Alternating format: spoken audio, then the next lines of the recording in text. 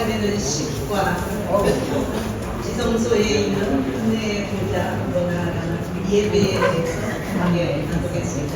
හොඳයි අද දවසේ දැන් මේ වෙලාවේ අවසාන වෙලාවේ අපි 10 වෙනි පරිච්ඡේදයට ඇතුළත් වෙන්න යනවා.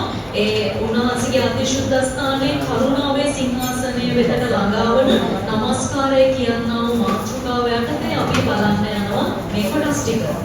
우리 모두는 성경을 읽을 때 창세기를 지나면 출애굽기, 레위기, 민수기에 이르기까지 굉장히 어려운 부분을 지나게 됩니다. ඉතින් අපි දන්නවා අපි බයිබලයේ කියවදී උපත්ති වලින් පස්සේ නික්මයාම ලෙවි කතාව, ගණන් කතාව, ද්විතීය කතාව වගේ ඒ කොටස් ටික ගත්තාම සෑහෙන අමාරුයි අපිට තේරුම් ගන්න. 오늘은 우리의 예배가 어떤 예배가 되어야 하는가에 대해서 나누겠습니다.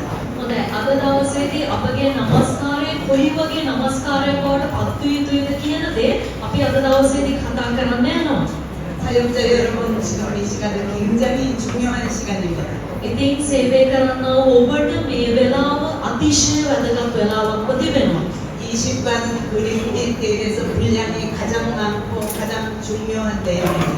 ඉතින් මේ සුවරාජි කාරණා තුල ඔබට 10 වෙනි පරිච්ඡේදය කියලා කියන්නේ ගොඩාක් අන්තර්ගතයන් තිබෙන ගොඩාක් වැදගත් කාරණා මූ වෙලා තිබෙනා වූ පාඩමක් තිබෙනවා නැත්නම් පරිච්ඡේදයක් තිබෙනවා. 로마서 12장 1절의 말씀. රෝම 12:1 වචනය ගත්තොත් 그러므로 형제들아 ඒ ස්ථානයේ කියනවා එබැවින් සහෝදරයනි 내가 하나님의 모든 자비하심으로 너희를 거론하노니 නුඹලාගේ ශරීරයන් ජීවමාන වූ ශුද්ධ වූ 너희 몸을 하나님이 기뻐하시는 거룩한 산 제사로 드리라. නුඹලාගේ ශරීරයන් ජීවමාන වූ ශුද්ධ වූ දෙවියන් වහන්සේ විසින් පිළිගත හැකි වූ යාගයක් කොට ඔප්පු කරන හැටියට දෙවියන් වහන්සේගේ දයාව නිසා නුඹලාගේ නිල්ලමි. 아멘. ආමේන්. 구약의 제사가 신약에서 어떻게 예배가 되었는가에 대해서 말씀드립니다. දැන් පරණ කිවිසුමේ වූ নমස්කාරය කොහොමද අලුත් කිවිසුමේ নমස්කාරය වෙන්නේ කියන දේ මම ඔබට කතා කරන්න යනවා. 구약의 제사가 죄 용서함을 위해서 피 비린내 나는 피의 제사였다고 하죠. 신약에서는 죄 용서함에 대한 감사와 감격의 축제의 예배입니다. හොඳයි සමා වෙන්න මම ඔබට කතා කරන්න යනවා ප්‍රථමයෙන්ම පරණ කිවිසුමේ පූජාව සහ අලුත් කිවිසුමේ පූජාව කොහොමද කියලා. පරණ කිවිසුමේ පූජාව වන්නේ රුධිරය වැදුනා වූ සත්වයෙක් හරහා ඒ පූජාව ඉදිරිපත් කරනවා. නමුත් අලුත් කිවිසුම තුළ පූජාව දැනටමත් වෙලා තිබෙනවා. ඒ පූජාව ගැන ස්තුතිය දීම තමයි අපිට සිදු කිරීමට තිබෙන්නේ. 예배는 하나님이 나를 축복해 주시기 위한 축복의 방편입니다. නමස්කාරය කියලා කියන්නේ දෙවියන් වහන්සේ මට ආශිර්වාද කරනු පිණිස ආශිර්වාද උන්වහන්සේගෙන් ලබනු පිණිස තිබෙනා වූ ස්ථානයක් තිබෙනවා. 또한 은혜의 통로가 예배입니다. ඒ වගේම තමයි අනුග්‍රහයේ මාධ්‍යයක් තමයි මේ නමස්කාරය කියලා කියන්නේ. 죄 용서함을 주신 하나님의 은총이 하나님의 선물이 바로 예배입니다. ඒ පාපයට සමාව ලබා දුන්නා වූ දෙවියන් වහන්සේගේ අනුග්‍රහය තමයි මේ පූජාව කියලා කියන්නේ. 예배는 왕 같은 제사장이 하나님께 드리는 것입니다. එහෙනම් නමස්කාරය කියලා කියන්නේ ඒ රජෙක්වනි වූ පුද්ගලෙක් දෙවියන් වහන්සේට පූජා කරන්නා වූ පූජාවක්. 만왕의 왕이신 하나님 앞으로 나아가는 것입니다. රජුන්ගේ රජ වූ ස්වාමීන් වහන්සේ වෙතට ළඟා වන්නා වූ ස්ථානයයි.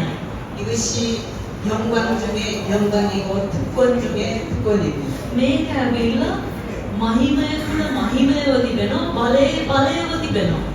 나의 최상의 가치를 최고의 하나님께 올려드리는 것입니다. මගේ ලෝකයේ තුල උපරිම වූ ඒ වටිනාකම දෙවියන් වහන්සේට ඔසවන්නා වූ වෙලාවයි. 여러분의 이해를 돕기 위해서 이야기를 하나 해드리겠습니다. ඉතින් මම ඔබට තේරුම් ගැනීම පහසු වන පිණිස මම යම් කතාවක් කියන්න කැමතියි. 과거에 로마나 중국은 큰 나라를 이루었습니다. ඉතින් අතීතයේ රෝමය සහ චීනය කියලා කියන්නේ ඉතා විශාල රාජ්‍යයක් තිබුණා. 나라가 너무너무 크기 때문에 지역에 왕을 두었습니다. ඉතින් මේ රටවල් ඉතා විශාල තත්ත්වයක තිබුණු නිසා ඒ පළාතින් පළාතට රජුන්ව පත් කළා. 그리고 왕들 중에 왕인 황제가 있었습니다. ඒ වගේම තමයි රජුන් අතරේ රජුන් ඒ රටවල් තුල සිටියා. 황제는 정기적으로 혹은 비정기적으로 왕들을 불렀습니다. රජුන් අතරේ අධිරාජ්‍යෝ සිටියා. ඉතා ඉහළේ මොවුන් මොකද කරේ? විධිමත් ලෙස නැත්නම් ක්‍රමානුකූල පාලනය සහ අක්‍රමානුකූල විදිහට නැත්නම් අවිධිමත් විදිහට පාලනයක් සිද්ධ කළා. 왕들의 회의에서 황제는 왕들에게 찬사를 하고 칭찬을 합니다. ඒ වගේම මේ අධිරාජ්‍යයට මොකද කරන්නේ? ඒ හමුවීම් තිබුණාම රැස්වීම් තිබුණාම ඔවුන්ට ප්‍රශංසා කරනවා, ඔවුන්ට පැසසුම් කරනවා. 왕들은 황제에게 찬양을 하고 황제 만세 만세를 외쳤습니다. ඉතින් ඒ අධිරාජ්‍යවරුන්ට මොකද කරන්නේ? ඔවුන්ට පැසසුම් ලබා දෙනවා. ඔවුන් තව තවත් ඒ ස්ථානවලින් තව තවත් වැජඹේවා කියලා කියන තත්ත්වයට මිනිස්සු ඔවුන්ට ප්‍රශංසා කරනවා. 황제는 그들에게 중요한 말씀을 내려주고 그들에게 사명을 주었습니다. ඒ වගේම අධිරාජ්‍යය මොකද කරන්නේ? ඔවුන්ට වැදගත් වූ පණිවිඩ, ඔවුන්ට අවශ්‍ය කරනා වූ දේවල් ඒ ස්ථානයේ ප්‍රකාශ කරනවා. 예배는 만왕의 왕이신 하나님 앞에 왕들이 나아가서 하나님을 찬양합니다. එහෙනම් නමස්කාරය කියලා කියන්නේ මොකක්ද? ඒ අධිරාජ්‍ය ඉදිරියට රජවරුන්ගේ රජ නැත්නම් රජවරුන් ගිහිල්ලා කරනා වූ ප්‍රශංසා කාලයක්ව තිබෙනවා. 하나님을 높이고 하나님을 찬양할 때 하나님께서 우리에게 말씀을 주십니다. දෙවියන් වහන්සේ ඉදිරියට ගිහිල්ලා දෙවියන් වහන්සේව උසස් කරලා උන්වහන්සේට ගෞරව කරද්දී උන්වහන්සේ යම් පණිවිඩ අපට යම් වචන අපිට ලබා දීම සිද්ධ කරනවා. 그러면 나의 각 영역, 각 지역의 사명을 감당하던 내가 예배에 하나님의 사명을 받아서 내 지역으로 가는 것입니다. එහෙනම් නමස්කාරය තුලදී මොකද වෙන්නේ? උන්වහන්සේ නැත්නම් ඒ අධිරාජ්‍යයට පැසසුම් කරද්දී ඒ රජවරුන්ට ඔවුන්ගේ ශේෂ්ඨවලට අදාළ වූ පණිවිඩ මේ දේවල් මෙසේ කළ යුතුයි කියලා ඒ වචනේ ඔවුන්ට නිදහස් කරනවා. ඔවුන් මොකද කරන්නේ? ඒ වචනේ අධිරාජ්‍යගේ වචනයට අනුව ගිහිල්ලා ඒ සේවයේ ඒ කාරණා සිදු කිරීම කරනවා. 우리는 참 출애굽기, 레위기, 민수기를 통해서 펼쳐져 있는 구약의 성막을 통해서 오늘날 우리의 예배를 다시 정리정돈하겠습니다. එහෙනම් අපි නික්මයාම ලෙවී කතාව ගණන් කතාව මේ පොත්වල තිබෙනා වූ ඒ නමස්කාරයේ පූජාව කොයි විදිහටද වර්තමානයේ වෙන්නේ කියලා අපි නැවත පිළිවෙල කරගන්න යනවා. 여러분 바른 예배가 회복되어야 복음을 전할 수 있습니다. ඔබ නිවැරදි නමස්කාරයක් සිදු කරද්දී තමයි ඔබට නිවැරදි සුභාරංචිය පිට කරන්න හැකියාව ලැබෙන්නේ. 여러분 이런 때 아멘 아멘 하셔야 됩니다. ඔබ මේ වගේ අවස්ථාවලදී ආමෙන් ආමෙන් 여러분들이 정말 집중해 주시는 거 너무 감사합니다. ඉතින් ඇත්තටම ඔබ ඉතා උනන්දුවෙන් මෙහෙම අහගෙන ඉන්න එක ගැන මම ඔබට ස්තුතිවන්ත වෙනවා.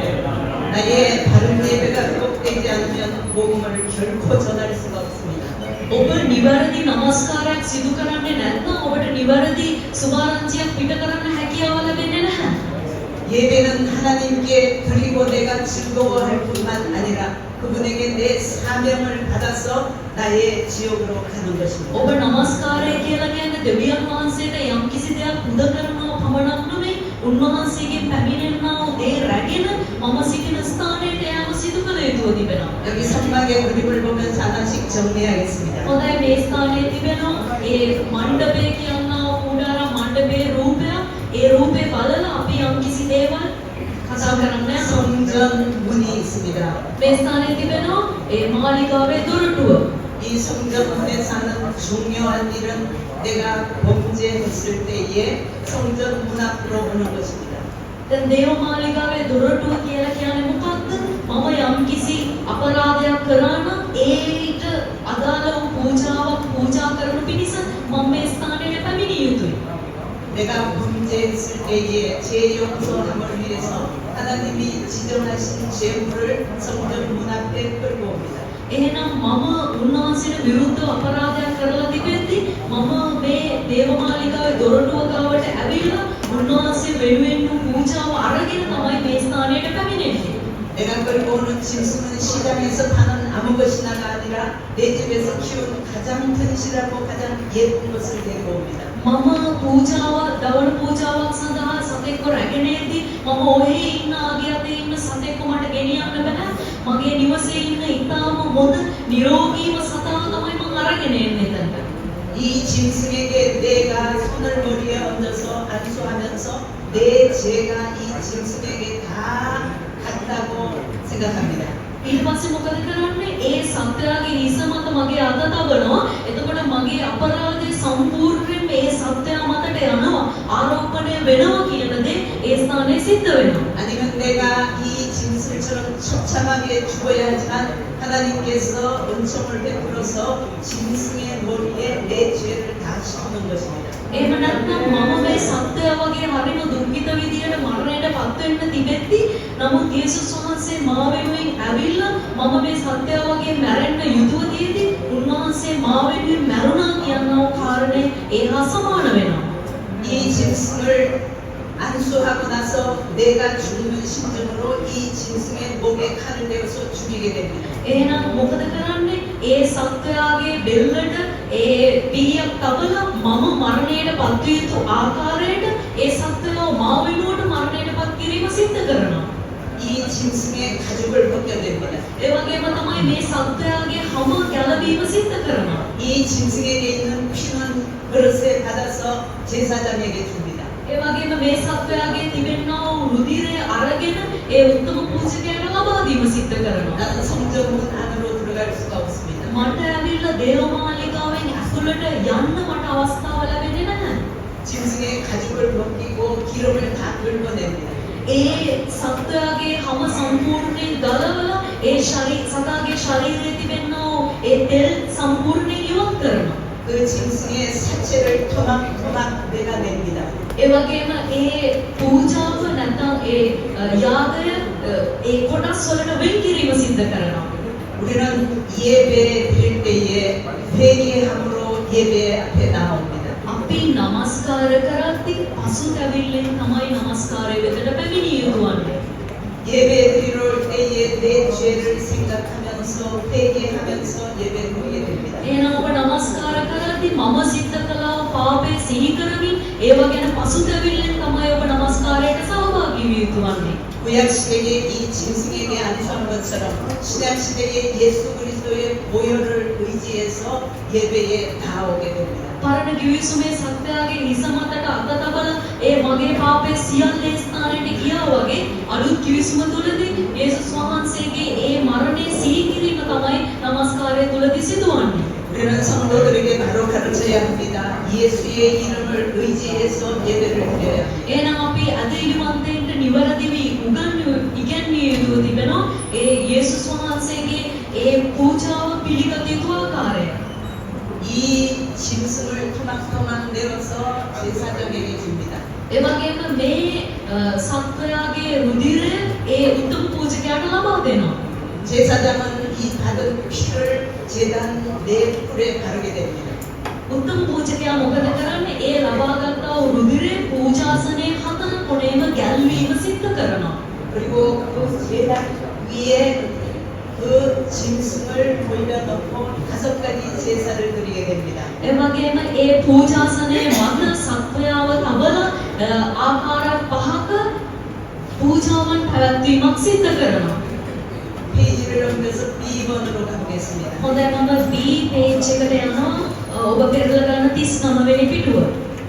성전문에서 내가 다시는 범죄하지 않겠다고 가슴을 치면서 회개하면서 그 제단에서 5가지 제사를 드립니다.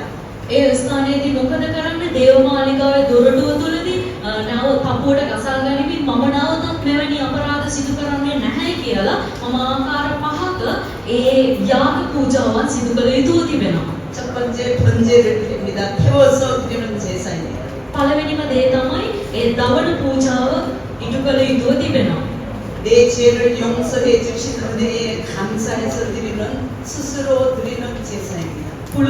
පුළු පිළිසීමෙන් තමයි ඒ සිදු කරන්නේ මගේ පාපය වෙනුවෙන් මා විසින්ම ලබා දෙන්නා පූජාව විදියට තමයි ඒ පාප පූජාව සිද්ධ වෙන්නේ.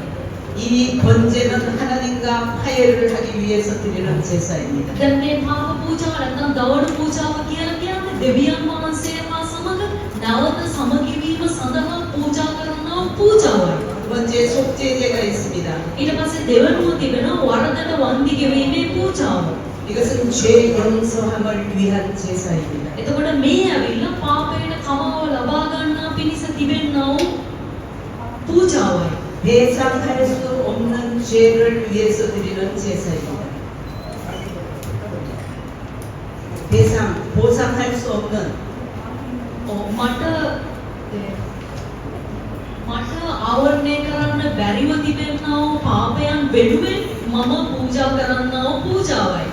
시체를 만졌다든지 මම උදාහරණයක් විදිහට මම මිනිහක් මට ගැහුවා.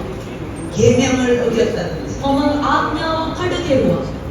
증언을 거부했다든지 하는 죄들입니다.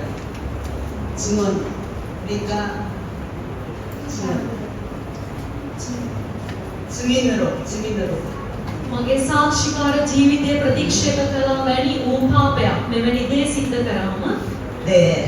세 번째 속건제가 있습니다. ඊට පස්සේ හතරවෙනි පූජාව සමගි කිරීමේ පූජාවයි. 물질로 범한 죄를 용서받기 위해서 드립니다. මම සිදු කරා වූ යම්කිසි මා තිබෙනා මගේ තිබෙනා වූ ධනයෙන් මගේ තිබෙනා වූ වස්තු තුලින් මම පාපයක් සිදු කරලා තිබෙනවා නම් මෙන්න මේ සඳහා ඔප්පු කරන්නා වූ පූජාවයි. 남에게 피해를 주었다든지 사람에게 범한 죄를 용서받기 위함입니다. මම යම්කිසි කෙනෙක්ට පීඩාවට මම ලක් කරලා තිබෙනවද යම්කිසි කෙනෙක්ට වරද කරලා තිබෙනවද ඒ උදෙසා තමයි මේ පූජාව සිද්ධ කරන්නේ. 이것은 하나님의 백성의 성결함을 위해서 드리는 제사입니다. මේක ඇවිල්ලා දෙවියන් වහන්සේගේ සෙනඟගේ පවිත්‍රභාවය උදෙසා තමයි සිදු කරනු ලබන්නේ.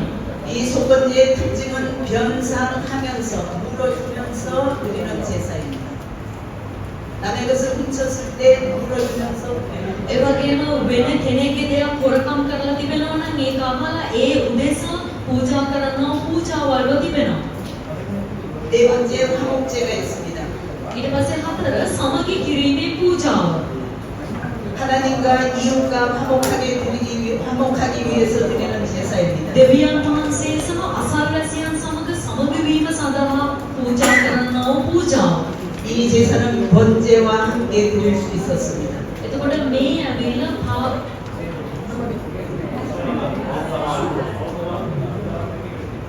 මේක ඇවිල්ලා පෞකමාවේ පූජාවත් සමග එකට පූජා කරන්නා වූ පූජාවක්. 이 화목제를 드리고 나서 고기는 이웃들과 함께 나눠 먹었습니다. මේ පූජාව සිදු කරාට පස්සේ මොකද කරන්නේ? ඒ පැඩුනා වූ ඒ සත්වයාගේ කොටස් අසල්වැසියන් සමග බෙදාගෙන අනුභව කිරීම සිද්ධ කරනවා. 다섯 번째 소제가 있습니다. ඊට පස්සේ පස්වෙනි පූජාව ධාන්‍ය පූජාව. 이 소제는 피 없는 제사입니다. එතකොට මේ පූජාව ඇවිල්ලා රුධිරයක් ගෑවිලා නැති පූජාවක් තිබෙනවා.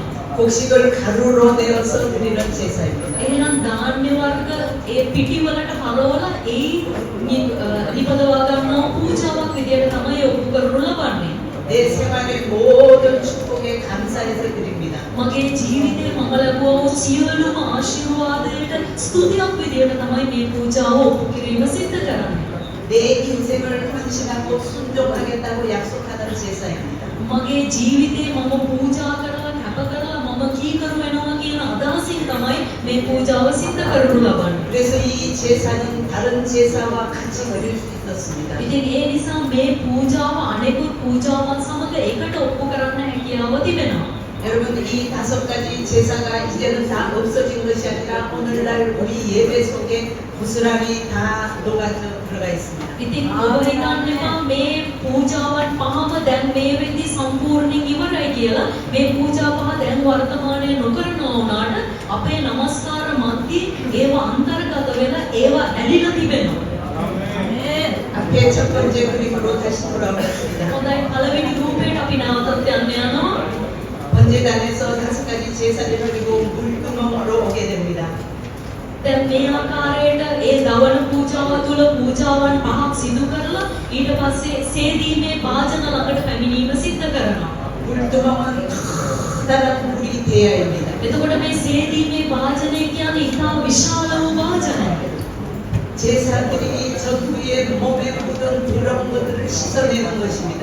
ඒ පූජාව ඔප්පු කිරීමට කලින් ශරීරයේ තවරලා තිබෙන යම්කිසි අපිරිසිදු තත්ත්වයක් තිබෙනවා නම් ඒක සම්පූර්ණයෙන්ම ඉවත් කරගන්න පිණිස ඒ ස්ථානයට ගිහිල්ලා සේදීම සිද්ධ කරගන්නවා. 우리는 예배하러 올 때에 회개로 나오지만 예배 중에도 우리의 각종 범죄함을 계속 씻어내면서 예배 드리는 것입니다. අපි නමස්කාරයට එද්දී අපි පසුතැවිලි වෙලා පැමිණෙනවා වුණත් නමස්කාර මන්ත්‍රයේදී අපි එකින් එක්කෙනා තුළ තිබෙනා වූ යම්කිසි වරදවල් ගැන පසුතැවෙමින් තමයි අපි උන්වහන්සේට ඒ නමස්කාරය ඔප්පු කිරීම සිද්ධ කරන්නේ.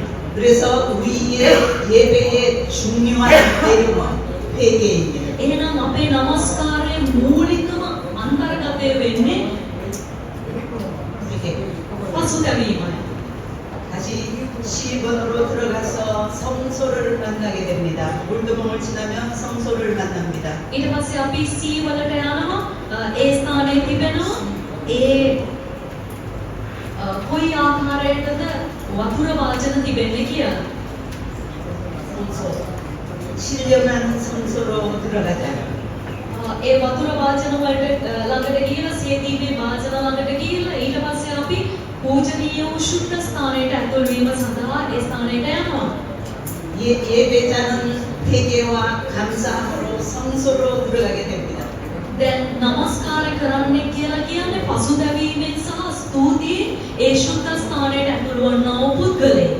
오늘날 예배자가 성소로 들어갈 수 있는 것은 이제 짐승의 피가 아니라 예수의 보혈로 담대하게 성소까지 들어오는 겁니다. අද දවසේදී නමස්කාර කරන පුද්ගලයා ශුද්ධ ස්ථානයට ඇතුල් වෙනවා කියන්නේ ඒ සත්වයෙකුගේ ලේවලින් නෙමෙයි ඒ උන්වහන්සේ තුල කරා වූ ඒ පූජාව තුලින් තමයි අපි ඒ ස්ථානයට ඇතුල් වීම සිද්ධ වෙන්නේ.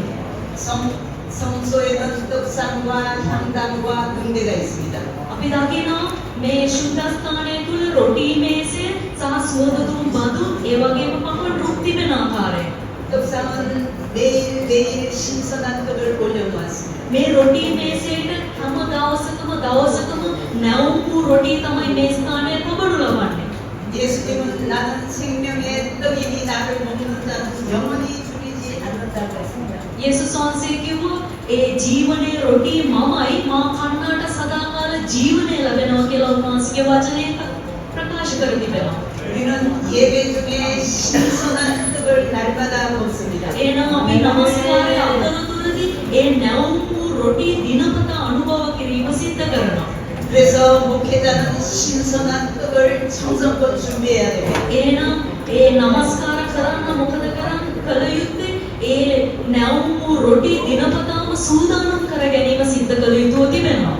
내가 알기로 우리 남편 목사님은 일주일 내내 신선한 떡을 준비합니다. මම දන්නා ආකාරයට මගේ ස්වාමි පුරුෂයා මුළු සතිය පුරාවටම ඒ නැවුම් වූ රොටි සූදානම් කිරීම සිද්ධ කරනවා වූ දේවගතිවරයෙක් වශයෙන්. 토요일은 어떤 일이 있어도 밖에 나가지 않습니다. සෙනසුරාදා දවසක මොන යම් වැඩක් යෙදුනත් ඔහු එළියට යන්නේ නැහැ. 신선한 떡을 준비하기 위한 것은 사역자의 책임입니다. ඒ නැවුම් රොටි සූදානම් කිරීමේ කාර්යභාරය පැවරෙන්නේ දේව ගැතිවරයාටයි. 한간이 있습니다. ඒ වගේම සුවඳ දුම් තිබීම අපිට දකින්න පුළුවන්කම තිබෙනවා. සුවඳ දුම් බඳුන් 향이 24시간 올라가는 것입니다. සුවඳ දුම් කියලා කියන්නේ පැය 24 පුරාම ඉහළට එසවෙන්නා වූ දෙයක්. 향이 24시간 올라감으로써 하나님과 소통하는 것입니다. එහෙනම් ඒ සුගන්ධය පැය 24 පුරාම ස්වාමීන් වහන්සේ වෙතට යනවා කියලා කියන්නේ උන්වහන්සේ සමග ගනුදෙනු කරනවා කියන කාරණාවයි. 향단은 우리가 드린 기도입니다. ඒ නැවුම් සුගන්ධය කියලා කියන්නේ අපි විසින් සිදු කරන්නා වූ යාඥාවයි. 우리가 예배 중에 예수님의 이름으로 드린 기도는 하나님이 응답하시고 하나님이 받으시고 응답하시는 것입니다. අපි නමස්කාර කාලය තුල යේසුස් වහන්සේගේ නාමයෙන් කරන්නා වූ යාඥාව දෙවියන් වහන්සේ විසින් සුගන්ධ ද්‍රව්‍යයක් වගේ උන්වහන්සේ ඒක මිහිරිව ඒක ලබා ගැනීම සිද්ධ කරනවා. 여러분 이해가 되십니까? ඔබට පැහැදිලිවම මේ කියන්නේ. 네, 아멘.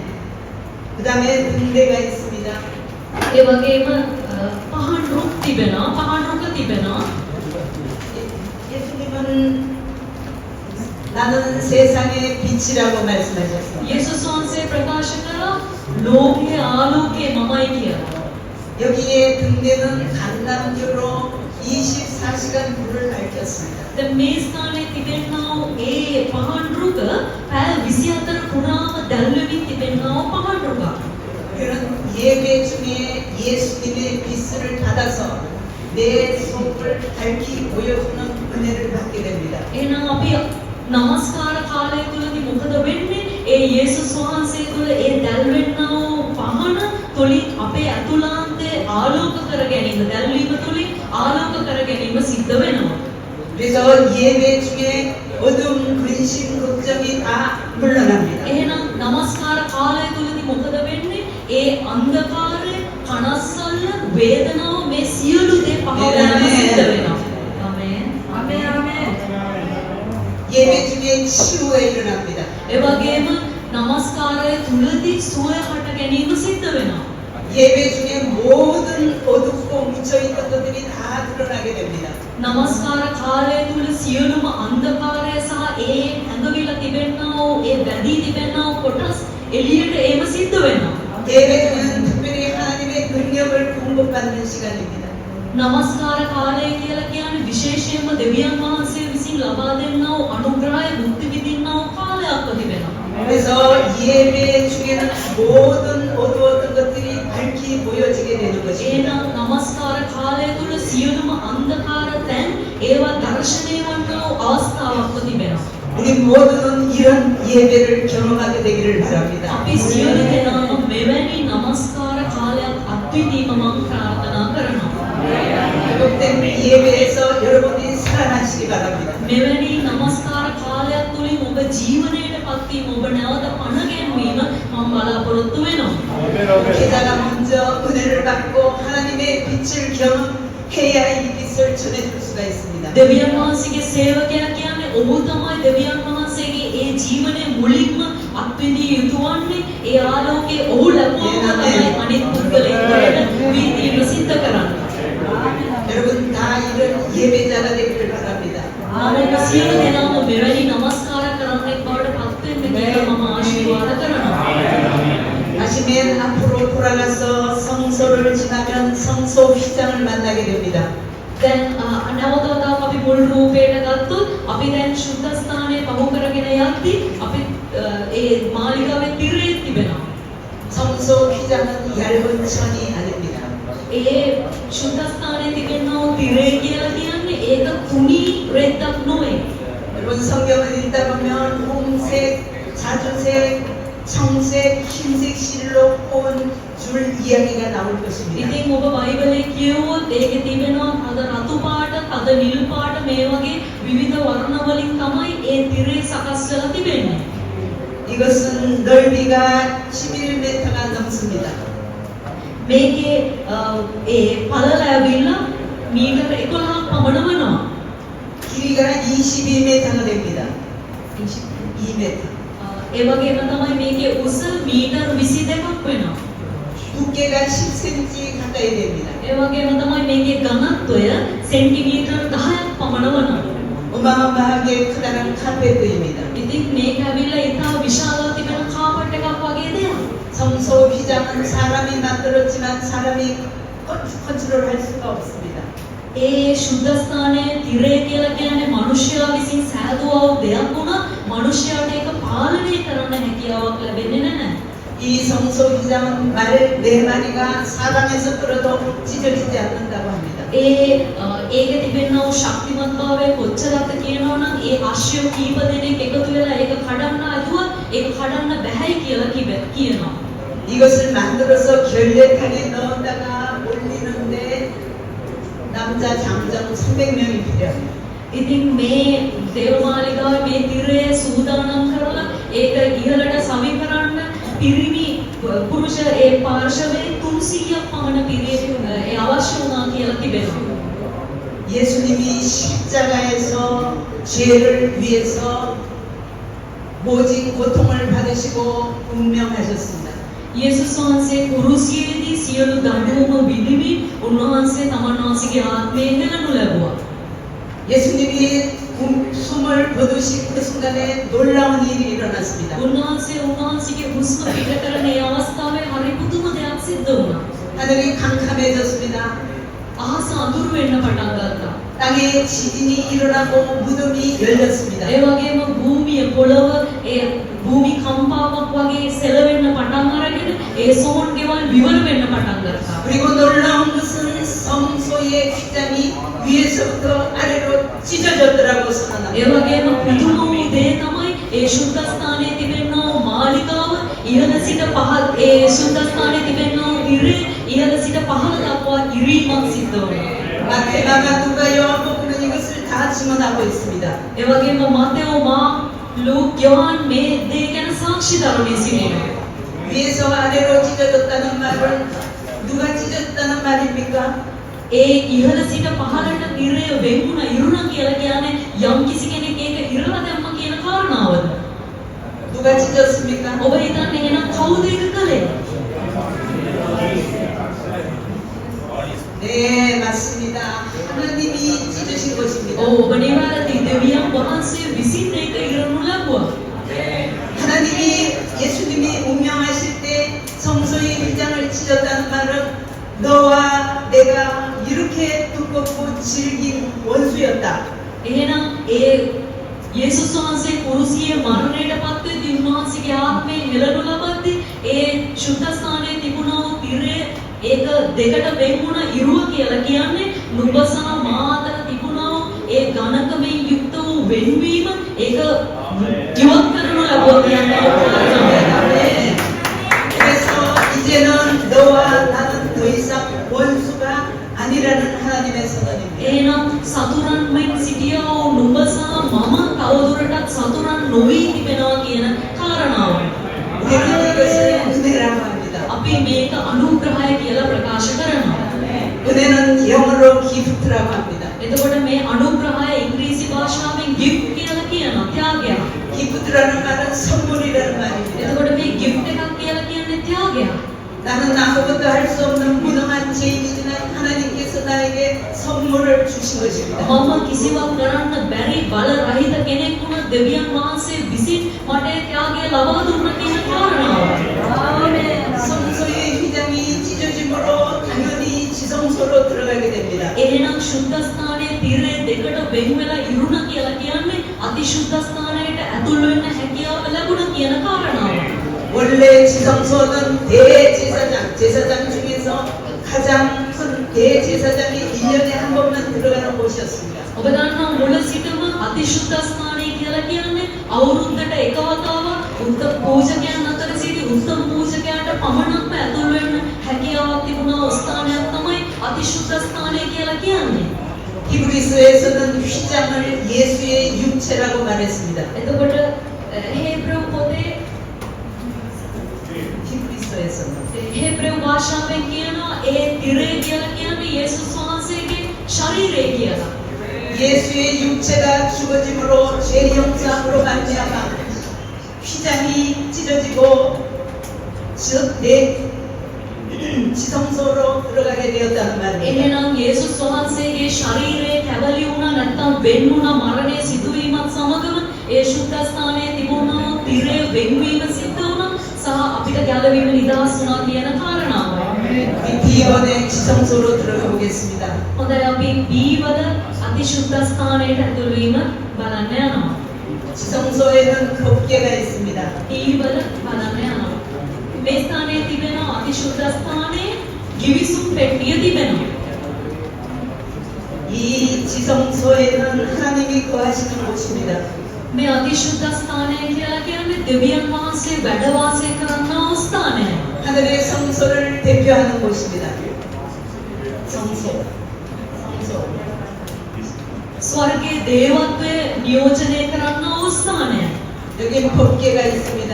මේ ස්ථානයේ ගිවිසුම් පෙට්ටිය තිබෙනවා.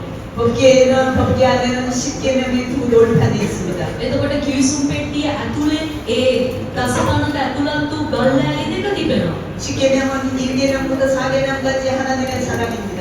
ඒ දසපනත තුල පළවෙනි ආඥාවේ ඉඳලා හතරවෙනි ආඥාව දක්වා තිබෙන්නේ දෙවියන් වහන්සේ වෙනුවෙන් වූ ප්‍රේමයයි.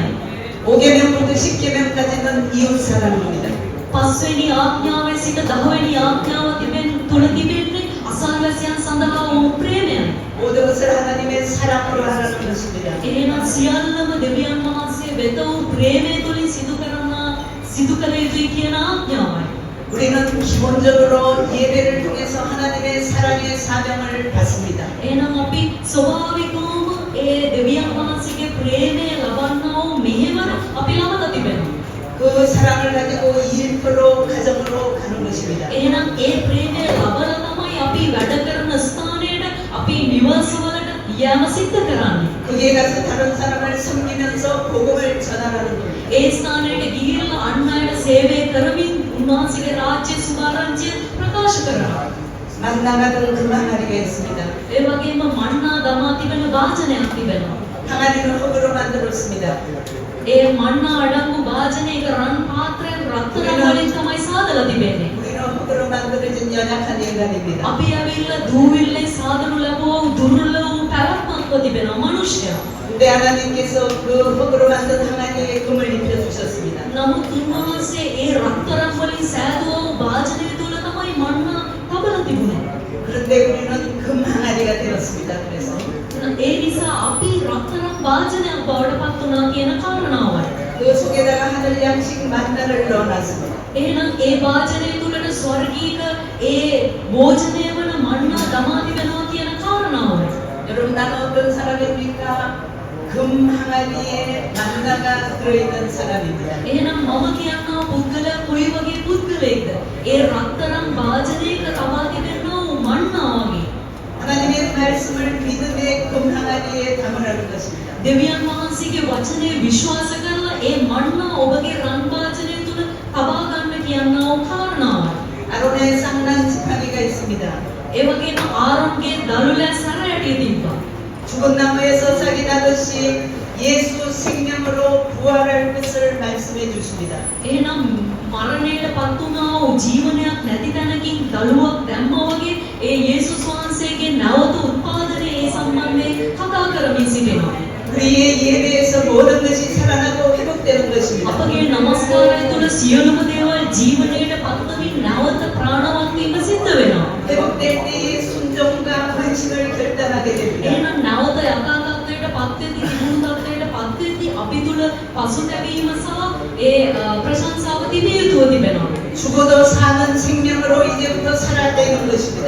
මරණයට පත් වෙලා තිබුණා ඒ උන්වහන්සේගේ ජීවනයට අපි ජීවත් වෙමින් සිටිනවා. 법궤 위에는 두 천사 그룹이 있습니다. ඒ වගේම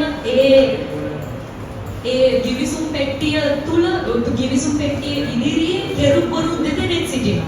인간이 범죄하면서 에덴에서 쫓겨나서 에덴의 문은 닫히고 이 두 그룹이 에덴의 문을 지키고 막았었습니다. එහෙනම් මිනිසයා වරද කරා ඒදන් නොයන තුලදී එහෙනම් මිනිසයාව ඒදන් නොයනෙන් පිටමං කරලා නැවත ඒ වෙනට ඇතුල් වෙන්න බැරිව තිබෙන ආකාරයට ඒක ඒ දේව දූතයන් දමලා වසා දමනු ලැබුවා කෙරුබ්වරු දමලා. ඒක සංකේතවත් කරනවා උදයක්.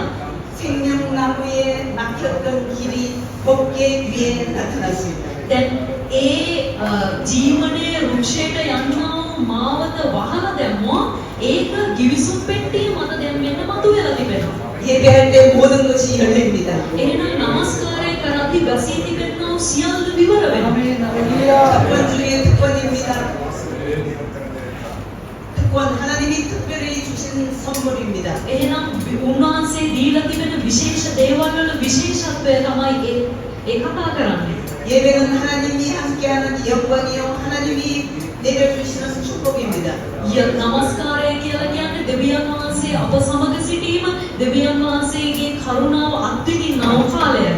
이 두 그룹 사이에는 속죄소가 있습니다.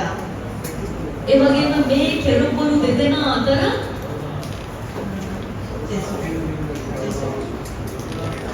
මේ කරුණාසනයේ තිබෙනු ලැබුවා. 이 속죄소에는 어린 양의 피가 담겨 있습니다. මේ කරුණාසනය තුල ඒ පැටලු පැටවාගේ රුධිරේ තිබවනු ලැබුවා.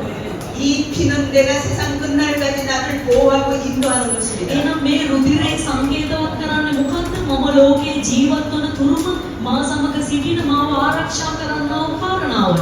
이 성막은 성전 문에서 시작된 피가 지성소의 피로 가득 차 있는 것입니다. එහෙනම් අර දේවමාලිගාවේ දොරටුව තුලින් ආරම්භ වුණා වූ රුධිරේ ඒ අතිශුද්ධ ස්ථානයේ ඇතුළටම ගමන් කිරීම තමයි මේ ස්ථානයේදී කතා කරනු ලබන්නේ.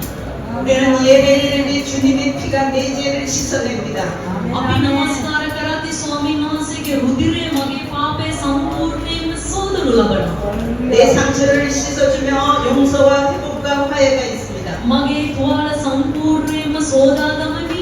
ඒ සුවය සහ සැනසෙල්ල උන්වහන්සේ සමග කිරීම නැවත ලබා දීම සිද්ධ කරනවා. 예수 그리스도의 피로 말미암아 은혜의 보좌의 길이 활짝 열렸습니다. යේසුස් වහන්සේගේ රුධිරයේ කරුණාව තුළ ඒ සිංහාසනයේ දොරටුව අපිට සම්පූර්ණයෙන්ම විවර වෙනු ලැබුවා. 이제는 더 이상 짐승의 피가 필요 없습니다. එහෙනම් කවුරුරටත් අපිට සත්වයින්ගේ රුධිරය අවශ්‍යතාවයක් වෙන්නේ නැහැ.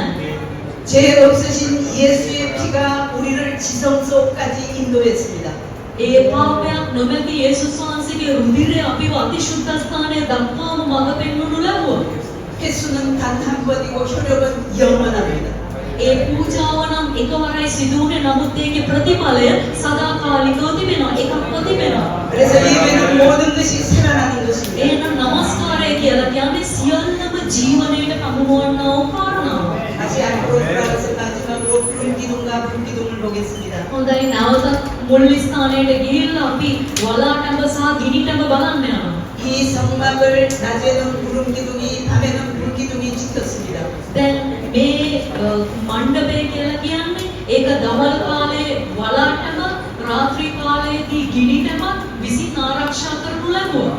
하나님은 말씀하실 때 모세와 말씀하실 때 항상 구름 속에서 말씀하셨습니다. දෙවියන් වහන්සේ මෝසේස්ට කතා කරනු ලැබුවා. උන්වහන්සේ මෝසේස්ට කතා කරද්දී උන්වහන්සේ ඒ වලාකුළු තුලින් කතා කරනු ලැබුවා. උන්වහන්සේගේ පැමිණීම අභිමුඛයේ සිද්ධ වෙනවා.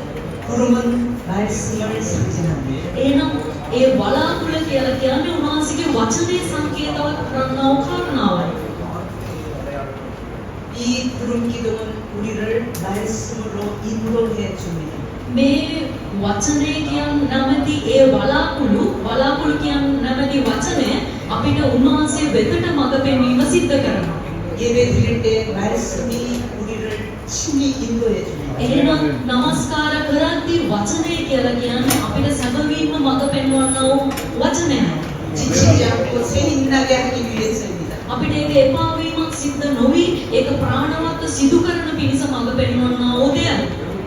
불기둥이 있습니다. ගිනි ටැඹ තිබෙනවා. 불기둥은 불같은 성령이 내 마음과 인생을 인도한다는 것입니다. ගිනි ටැඹෙන් නියෝජනය කරන්නේ ඒ ගින්නක් වැනි වූ ශුද්ධාත්මයන් වහන්සේ මා තුළට පැමිණෙනවා කියනා වූ කාරණාව.